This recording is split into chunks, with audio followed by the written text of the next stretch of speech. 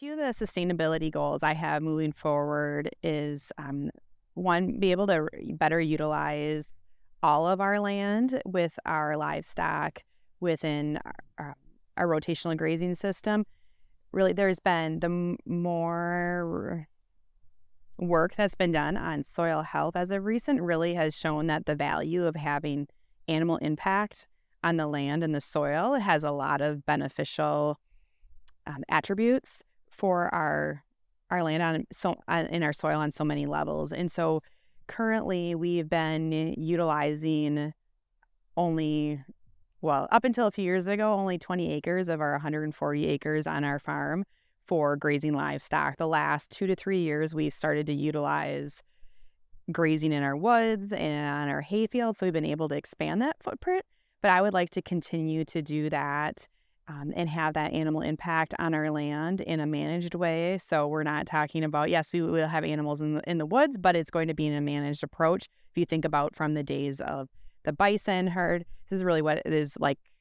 Ultimately, grazing is mimicking the grazing moves of the bison, where they would stay in an area for a few days and keep moving on. They wouldn't return back. And so they're not being stuck in one area where they might cause a lot of damage. And I mean, of course, I'm talking about, I've got much smaller hooves and poundage on the ground than bison, but it's really the same concept. And so I really want to be able to move our animals be able to utilize all of our land in a managed fashion. So we're taking care of our resources in a positive way, but also looking for ways to improve what we have, because we're also dealing with invasive species in certain areas, some parts of our land that has a lot of overgrown, I guess going back to invasive species of brush and buckthorn that really, because there's no longer livestock on the land in our area, has become problematic.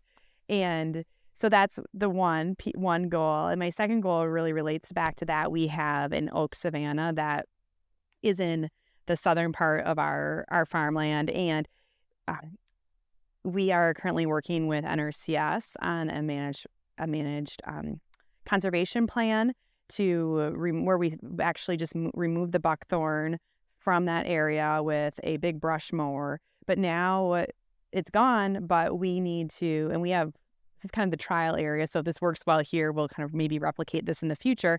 But now we'll be utilizing our goats to help manage that over subsequent years to knock that growth back off of those buckthorn stumps, that other brush, so then we can start to see the grassland be restored out in that area, so we can continue to utilize it not only for us, but also can be a source of feed and a habitat for the other wildlife in our area. So those are my two main goals. My third one is to really also continue to help and share with other farmers, particularly who are raising goats and sheep, how you can utilize conservation practices on your farm. And that just because you're not, we're in Wisconsin, so just because you're not, raising dairy cows or have a row crop farm, or maybe you do have those and you also have goats and sheep, that there's definitely different ways that you can utilize conservation practices with small ruminants. And I want to continue to be able to help others in this space be able to integrate that into their farming operations with goats and sheep as well.